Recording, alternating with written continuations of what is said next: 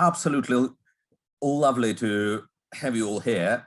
I'm Georgi Kantor. I'm an ancient history tutor here, and wonderful colleagues, Emma Greensmith, who is our classical literature tutor.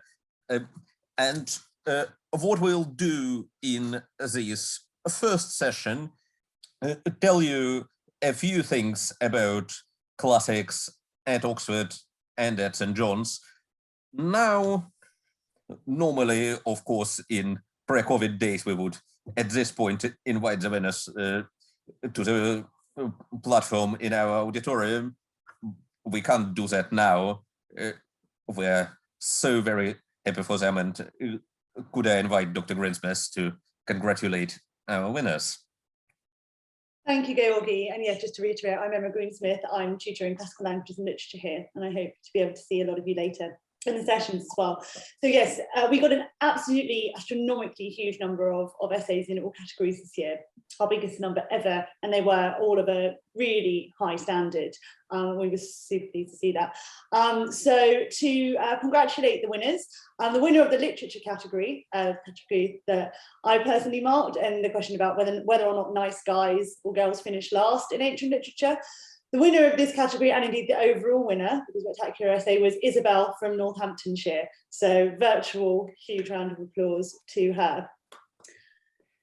Well done, Isabel, it was a fantastic essay. The winner of the history category on Greek and Roman elections, very topical, with another fantastic piece, was Claire from London. So many congratulations to Claire.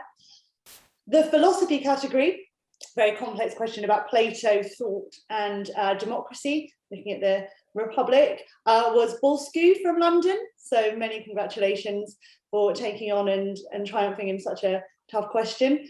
And last but by no means least, the winner of the archaeology category on art in the ancient world was Cassia from Lincolnshire. So very well done to all of the winners on fantastic pieces. And I'll hand back over to my colleague Georgi Kantor to commend the commendations as well. Thank you, Emma. As Emma said, we are so delighted by how many essays we got this year and how good they all were. It was a difficult choice. We're given our largest number of commendations ever. This doesn't mean that essays we don't commend haven't been fantastic. One has to make choices, but I really want to congratulate everyone. But special congratulations to Katerina from Oxfordshire, Mary from Derbyshire, Remy from London, who got commendations in the literature category, Mate from Surrey, Nina from Belfast, and from London, commendations in history category. Of course, I've been marking myself and read their essays with great delight. Adrienne from Lancashire and Alexander from London in the philosophy category, and Christopher from London and Hilary from Liverpool in the archaeology category. Well done all of you, and we're very glad to have you with us today. Right, and with this, we pass into our introductory talk. Why classics? Why pick classics from all other wonderful subjects that this university and indeed other universities offer? And of course, the prime reason is simply that it's fun.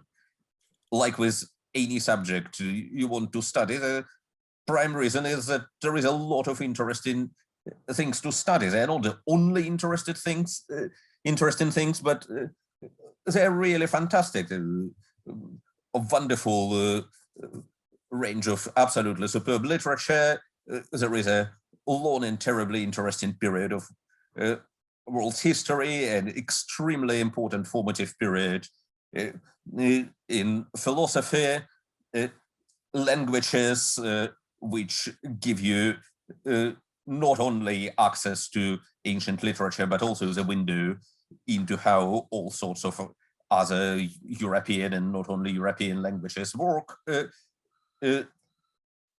extremely interesting archaeology,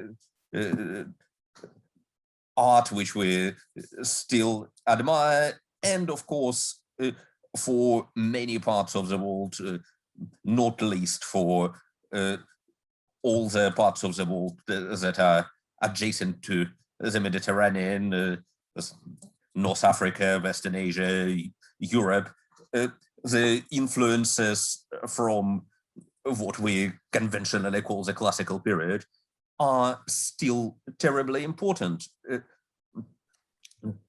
And the other thing is, like with any culture that is remote from us, be it geographically, historically, so on, it's an important lesson in understanding something which is interesting, but very different from us.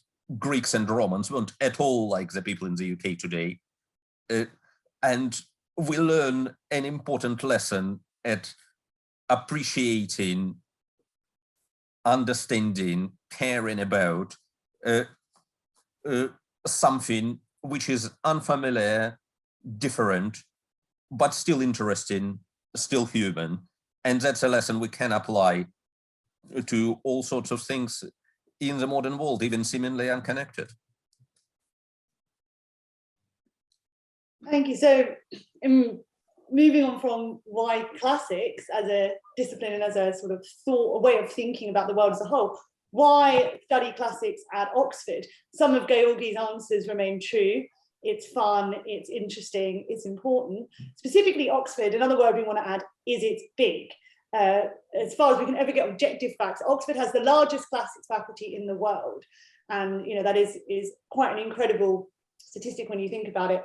There are more than, that's true in terms of faculty, i.e. the department who will lecture and teach you. There's more than 70 full-time members of the faculty and a huge number of other graduate students, junior researchers, senior researchers. So it's both a small zoomed in subject, and we'll come back to this a bit later in terms of the close connections that you can make on a one-on-one and two-on-one level through teaching, but also as an environment, as a community of researchers and thinkers, it's big. And so you really get that sense of energy that these are world-class researchers talking to one another, running seminars, learning through their teaching. We work as much as anything through the stuff that we teach.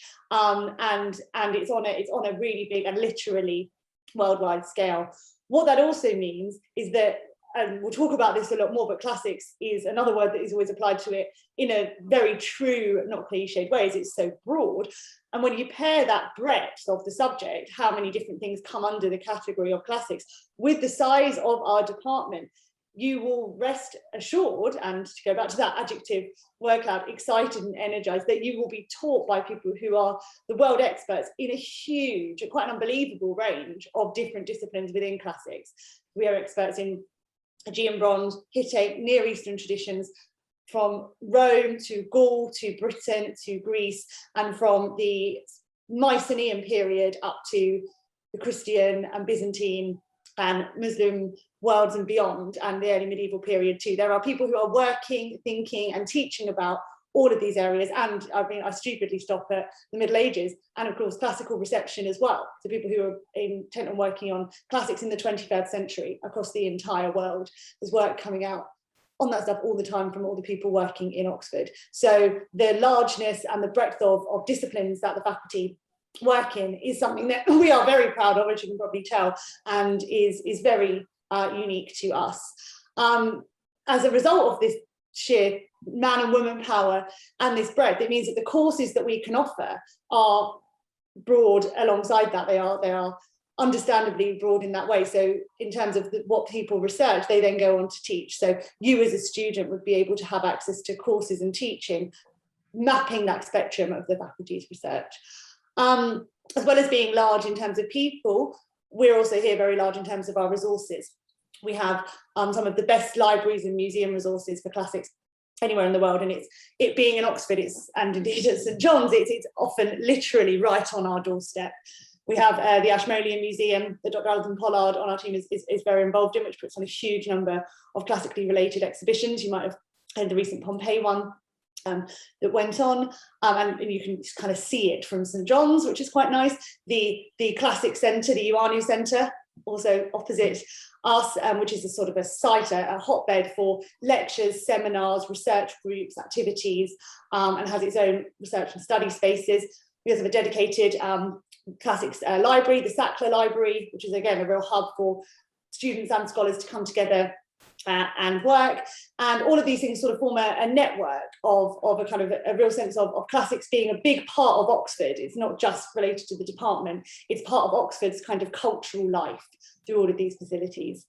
And I guess sort of thinking about that kind of pyramid structure, if you've got the people, you've got the courses, and you've got the resources, in a sense, a big centre, and again, it sounds cliche, but it is true, a big centre of classics in Oxford is you, it's the students. And all of those things come together to result in very, very specialised and individualised attention. I mean, the slide says undivided, and in many ways that is true. The core of our week, when we're not talking to you on a study day, is teaching our students.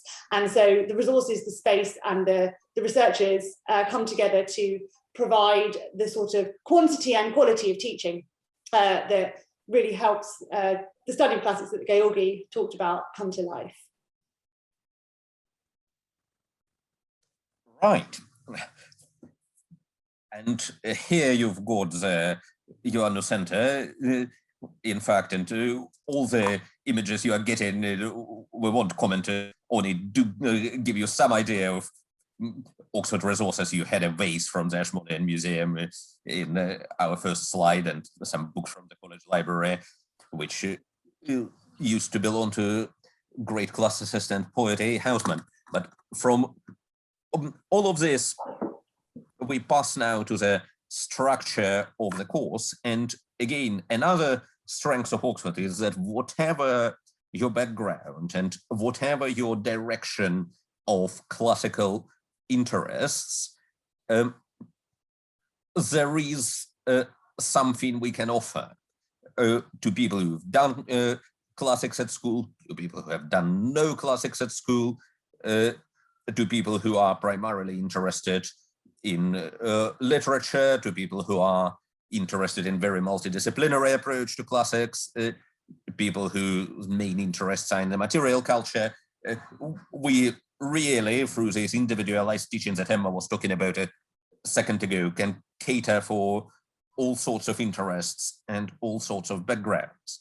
And you can see here the great variety of courses we offer. The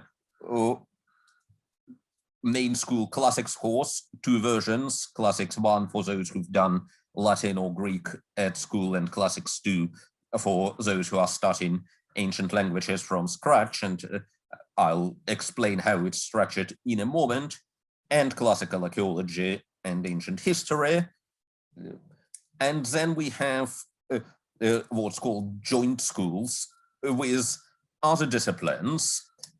You can do classics and Oriental studies. We have fantastic students combining classics with the study of Egyptology, Hebrew, Akkadian, and whatnot, classics and modern languages, looking both at classical literatures and at its influences in Spanish or French or German or modern Greek literature. Again, absolutely phenomenal students in that. Ancient and modern history, taking a really long span comparative view at history, strong cohort, and that, and another degree which is also absolutely fantastic. This moment we are not offering it at St. John's, but a lot of colleges do offer it, is classics and English. And again, especially if you look at the early modern English literature, but also at a lot of 20th century poetry. Classics main course, it's a 4-year course, and the first part of it, so-called mods, over the first 5 terms, for first year and a half, is more determined for you. You primarily in that period learn some common basics. You establish your base in ancient languages, either building on what you've done at school or learning an ancient language from scratch. You read some central pieces of ancient literature, some of them in the context of relevant archaeological evidence in the course we call text and context, a big place here taken, as you can see, by Homer and Virgil. But there is also variety. You can take a paper in history or archaeology or comparative linguistics, philology. You have to take a paper in philosophy, and it's a big important point of our classics degree that it combines all of these approaches to the study of the ancient world. You do not only study of literatures of the ancient world in their original languages, but you look at them historically, you look at them in the light of material culture, you explore ancient, and not only ancient thought, it's a degree where you can take quite a lot of modern philosophy too. And in the second part, variety really comes into its own. You do 8 subjects, what we call papers, and there is, I think on the last count, about 80 on offer. I haven't recalculated, I'm sorry, for this day, but it can't be far off. Maybe it got to 90 now. And the range is absolutely spectacular. You can do just about anything in ancient literature, ancient history from 8th century, 5th century AD, Greek, Roman, archaeology, Achaemenid Persia, philosophy from early Greek philosophers to 20th century logicians, anything that interests you. And here you get more on the joint schools, classics and Oriental studies. You start with classics, you do essentially the same as the classicist for the first year and a half, and then you pick another language, which can be, as you can see, quite a huge range. I don't think we had anyone for Old Iranian so far. Maybe that will be one of you. Classics and modern languages, 2 versions. You can, as with classics and Oriental studies, start with classics mods and then return to a modern language after that, or you can start mixing them from the very beginning, in which case you normally do only one of ancient languages. And as part of the version, you also spend, once we hope international travel restrictions are gone, a year abroad in the country whose language you are studying. And again, there are opportunities to combine that with the study of classics. Obviously, there are important traditions in the study of the ancient world in all of these countries. And similarly, there are 2 versions with classics and English. With your permission, I won't stop too much on classics and English, as we are not offering it in this college. But if any of you have questions, we'll be happy to answer them later. Classical archaeology and ancient history is also quite multidisciplinary. It takes a different focus. It puts at the center material culture rather than textual evidence. But within that, it offers you, again, absolutely spectacular range. You can study at Ruskin's, that's the only university in the UK where you can do that. Can study Egyptian art and architecture, again, where I think the only university where you can do that as part of a classics degree. You can get well beyond some kind of imaginary classics canon. And important part of this degree is a very hands-on experience of archaeological work. You are going on an excavation at the end of your first year, and this college is very generous in supporting the best excavations for you. You are doing a museum report, so you not only learn about ancient art and archaeology, you come into very, very direct contact with them.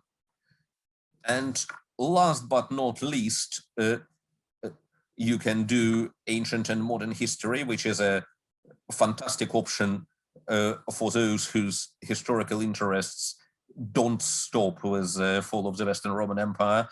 And that allows you to combine close study of periods of ancient history with comparative methodological disciplines, and look at really anything in the world, from British history to global history.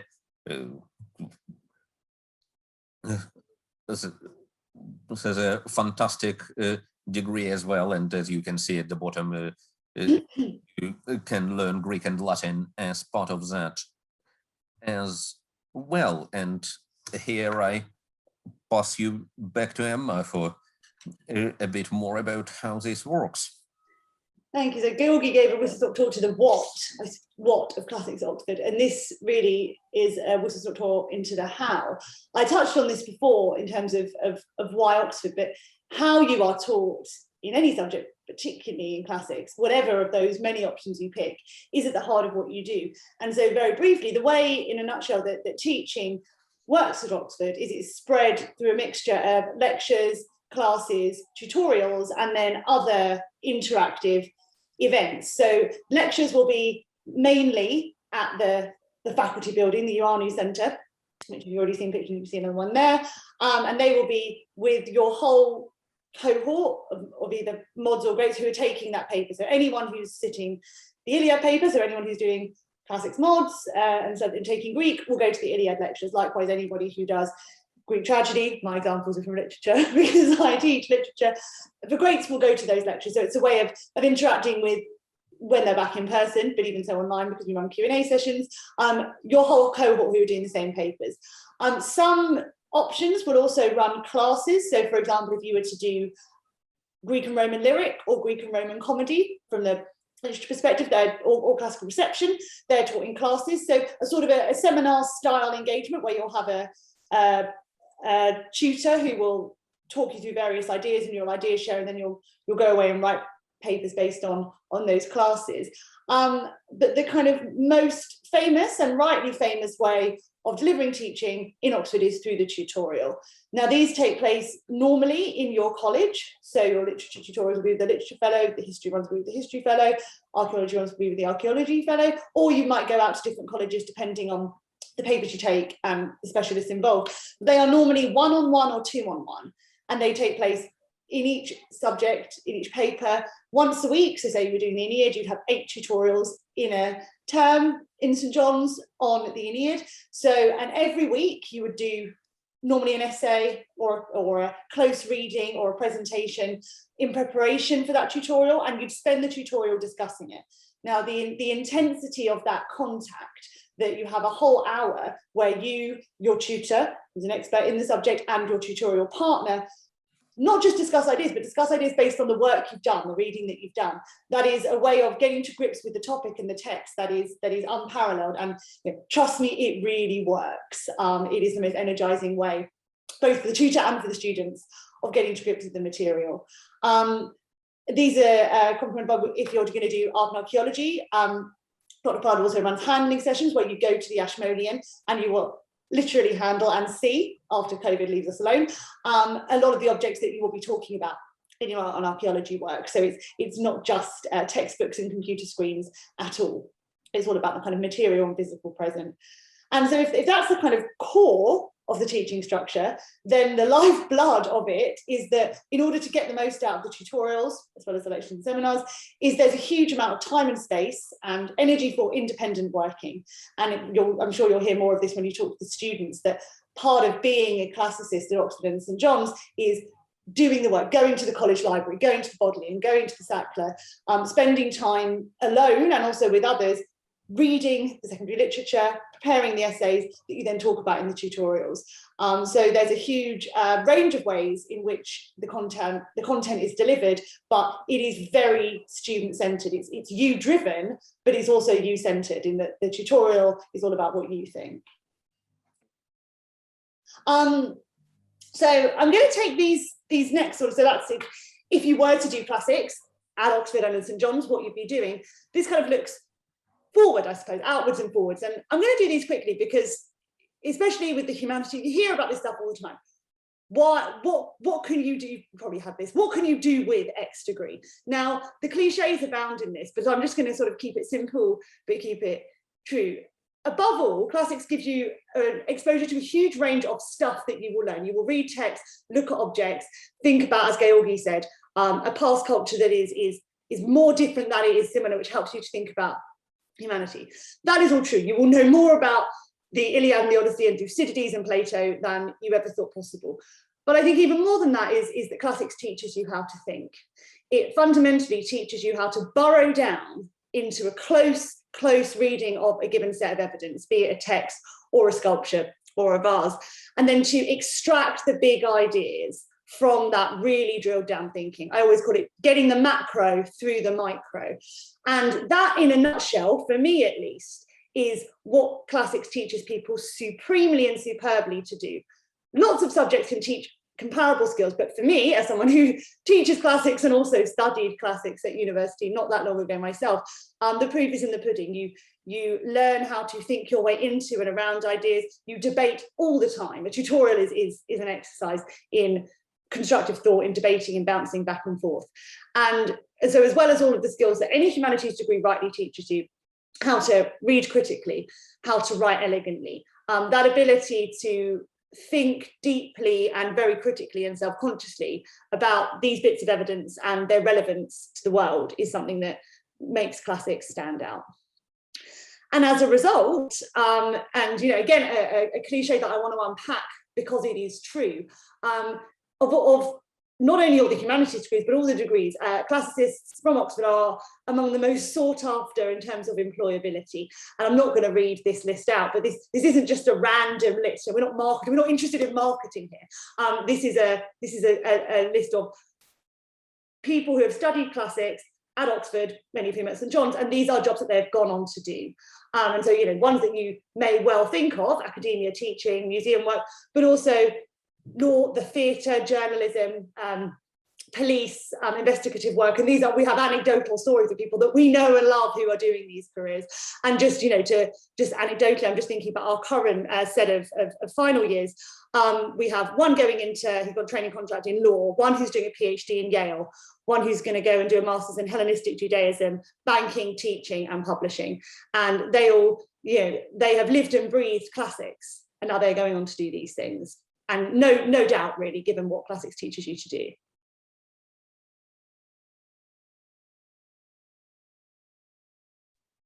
And coming finally to the college, what's good about classics, specifically at St. John's? Well, I think we've got an absolutely wonderful and very large tutorial team, and you'll meet more of our absolutely brilliant colleagues later today. As you can see, we can do 8 simultaneous sessions. That's the strength of the team here. Some of the books published in recent few years by the members of the tutorial team, and we have our own tutors across the range of disciplines, in archaeology, teaching classical languages in-house, in philosophy, free philosophy tutors, one of whom is an ancient philosopher, literature, history, obviously, and we hope that we are able to cater for you very well here. The other thing is we are, as Emma said, very centrally located for this classics hub at Oxford. We have excellent resources within house, wonderful college library. This is a manuscript of a Roman playwright, Terence. From that library, a fantastic teaching collection. We have all sorts of exchange opportunities for study abroad at Pisa, at Pavia, Munich, so on, with support very generously, fieldwork experience, trips to museums elsewhere, and so on. It's a really very supportive environment in college for classics. And I'll pass here to Emma to say a few more words about our community. Yeah, and I guess the last and final aspect of classics at St John's is the people. And I started at St John's as a tutor, as a professor 2 years ago, and I've taught in a huge number of places here and across the Atlantic. And I can actually say hand on heart that both the faculty, the tutorial team, and also the students are the funniest and most exciting and warm I've ever encountered. And we've lived through a pandemic, so you can say awesome in a pandemic, that is saying something. And this is, it is a very large, both in terms of number of students that we have, and as Gilby said, in the team. It's diverse in all ways. That's a word that's often overused, but it's diverse in personalities as well as everything else. The full range of loud and gregarious and quiet and interesting, and it comes together amazingly. It really does. And that sort of coming togetherness is true. We have a society, a classic society at St John's called the Russell Society, named after the guy by the bookcase that you can see on the screen, who is the late and great Donald Russell, who was my predecessor and held my post for over 40 years. And he died very recently, and he is still, most of our students met him and went for tea with him. That was the sort of a key thing that people did. And he's still sort of the beating heart of what it means to be a classicist in Oxford. He's an extremely famous classicist, if you look him up, Donald Russell, but also at St John's. And he himself was super smart, but never arrogant, extremely funny, but never cruel. And I think he always stands as a good role model, and also quite literally mirrored by the types of students and faculty that we have here. And the Russell Society itself runs a huge number of events. We have a huge number of social events, as you see by the picture, lots of drinks evenings, offices are in the garden, and academic talks where we get speakers from around the world. We're very well resourced to come and address not just the the St John's classicists who put it on and get access to the speaker beforehand and after at dinners, but also the wider Oxford community. So it is a great place to be. And we hope you can get more of a sense of what it's like through the taster sessions, which will run, in a sense, a bit like a big tutorial, we hope. Yes, and to conclude, here are some of the links. I especially recommend the last one. There are quite a lot of stories from St John's undergraduates, including students in classics and joint schools with classics and classical archaeology and ancient and modern history. And you'll talk to our current students in a moment, but this is another dimension of student experience of what it's like to be a classicist at St. John's. And I hope we've got a couple of minutes for questions before we bring this webinar to a conclusion.